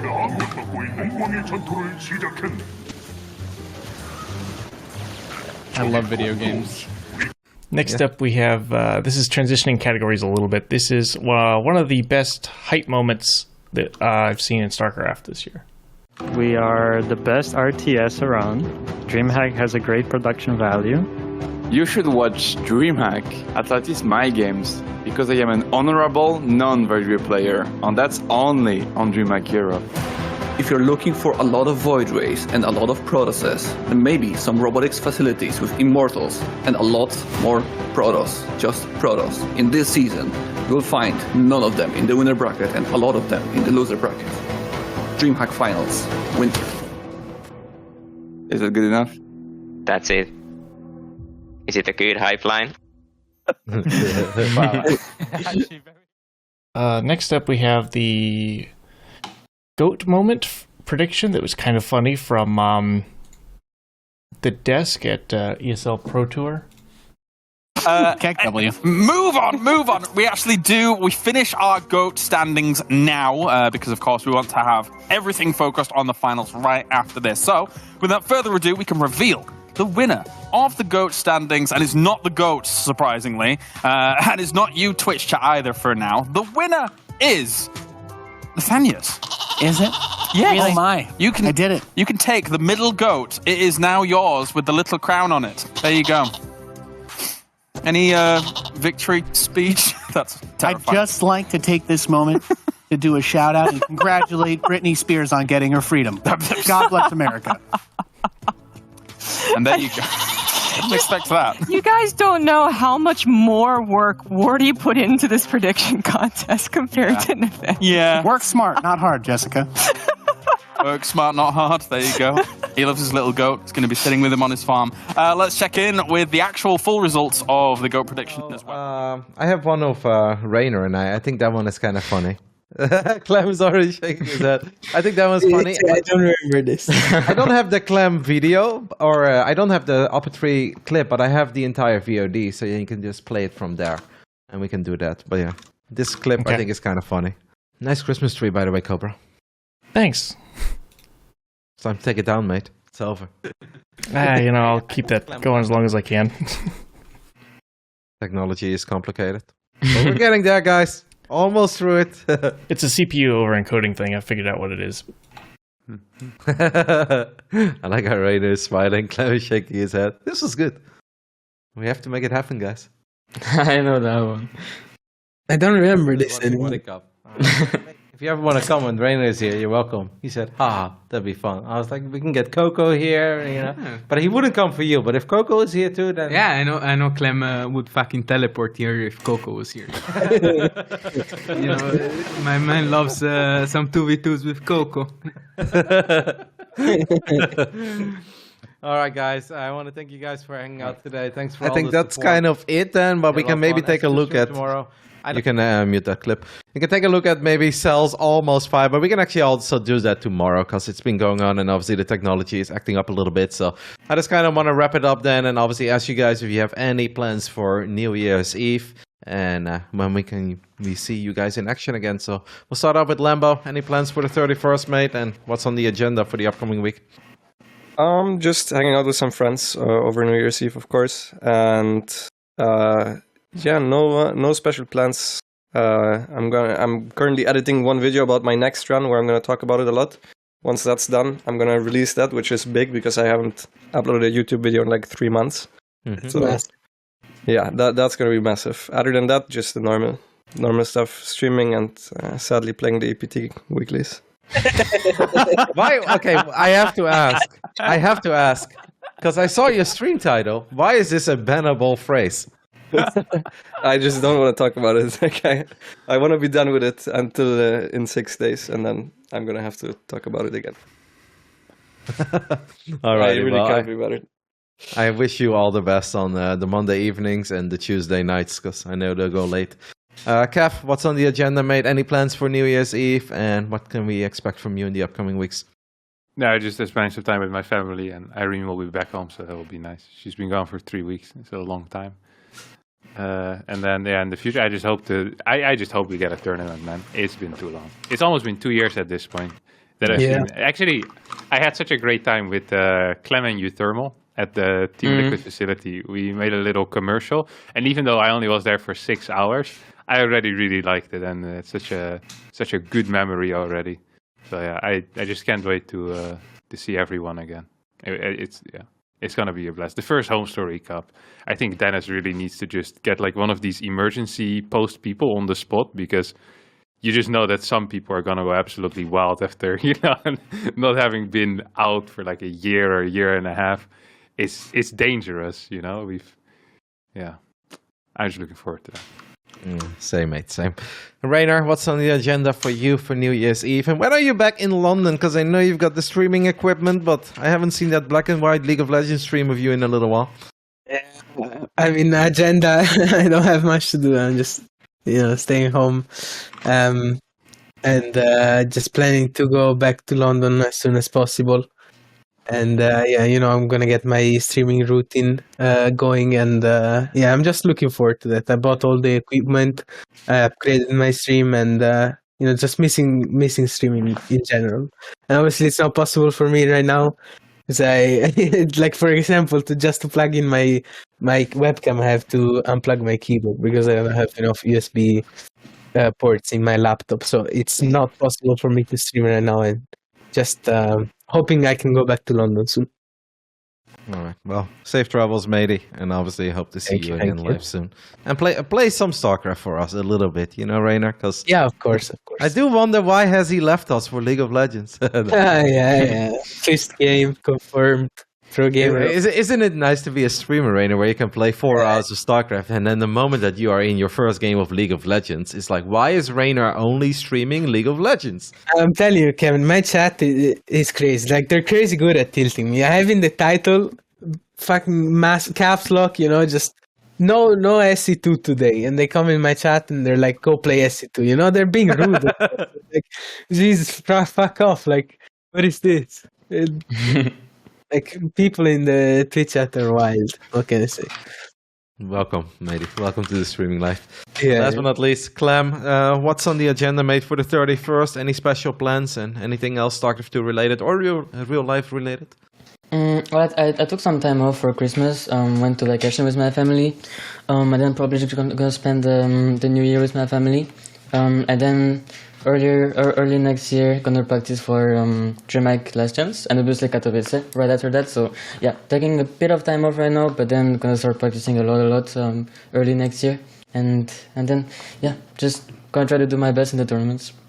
All right. Well, I obviously look forward to all of you guys in action in 2022, whether it's streaming content or just commentary maybe. When are you guys joining me? It's time, right? We're doing our best. I mean, we have 2 youngsters, but the other 2. Time for some Duocast, boys. Hope to see ya. If you don't make it to any of the big events, hope to be standing next to you, and we can at least go back to things the way it used to be, where we have some fun, traveling around, exploring different cities, enjoy some great food together. I think that's the one big wish for 2022. I want to thank all of you guys for taking some time out of your day. I obviously hope you have a marvelous Wednesday. Be safe on New Year's Eve, and all the best in 2022. Goodbye, guys, and I'll give the final words to Cobra to wrap this one up. Okay, everybody. We've got a special shout out from Neuro for the Patreons. He recorded a special video for us. But other than that, the only thing new is we've got a quick poll survey type thing that's got only a couple questions on it for feedback for the next year coming up. We'll link that everywhere on our Twitter and Discord. And if you take a moment and fill in some feedback there, we'd appreciate it. That's about it. And when are we back, Cobra? Because we've got the Caster edition as well, right? Yes, so actually we have the next episode in a couple of hours from now, and this is on, next one will be on Dan's channel. Let's see, here are the times on the screen for everybody. This is 11 p.m. CET and 2 p.m. PST for the next Brood War edition, and then the one after that is a Caster edition with the StarCraft 2 people, and we're going to have that one when we get the time ironed out with everybody. As some people can imagine, scheduling is pretty hard around the holidays, but we're working on it. All right, but basically within 24 hours, we're going to have a Caster one. Yeah, that's the goal. We're going to have a Brood War and then a Caster. Yes, sir. Alrighty, well, thank you guys obviously for watching, and obviously the VOD will be uploaded to YouTube. One more big thank you to Lambo, Kev, Reynor, and Clem. Love you guys. All the best for the holidays. Take good care of yourself. Play all the games. Play whatever you want. Reynor, try to keep League of Legends in color for once. It's more fun like that. And it's not easy, Kevin. I know it's not easy. We apologize for the technical difficulties we had, and we couldn't really play all the clips that we had, but hopefully that will be fixed for the next one. But we do have one Patreon question. We only had one that came in a couple minutes ago. It says, Polly asked about a new patch. Have we heard any rumors or been contacted by Blizzard about next patch? I'm guessing the answer from everybody is no on that. Can I answer this? Yes. Sure, go for it. Okay. This question is always unanswerable, because if we would have information, all of us either would have signed NDAs, so we wouldn't be able to talk about this. And if we don't know, then we wouldn't know. So no matter what is happening, the answer is always going to be unsatisfying. And it's I always have to explain this, that, well, even if we would know, we couldn't tell. And if we don't know, then, well, we don't know. So there's no real use. Mm-hmm. Sorry, go ahead. I will say this. If there is public news, if there's a StarCraft talk show that would talk about it as soon as it was publicly talked about, can anybody guess a StarCraft talk show that would cover that? No idea. Okay. No idea. All right. Bye, guys. Officially goodbye. Happy New Year to everyone. And one more big shout out to the boys here and everyone that tuned in. See you guys. Bye-bye. Bye-bye. Thank you. Bye-bye. Good evening, y'all. My name is Fumble McGuffin, and I'm here to talk to you about the state of StarCraft. It is well known that the team that was actively developing the game was thrown out. And then the whole company got in a big load of trouble. So the question is, what keeps the game alive? Now, I have the information for you.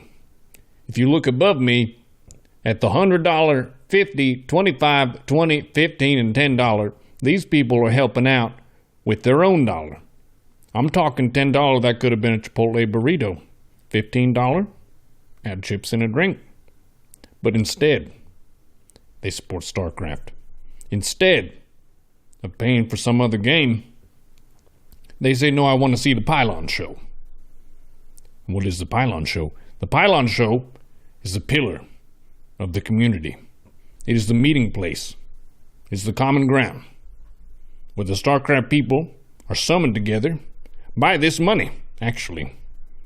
How do you get the guests on the show? We will pay you for your time. It helps, I'll tell you. But somebody's got to pay them. Who's it going to be? Some big sponsorship? No. It's them. It's Shane. It's Field of Sins. It's them. $10. All of them. We appreciate that. And without them, we'd be fucked. Shout out to the Pylon show, the greatest show on the internet.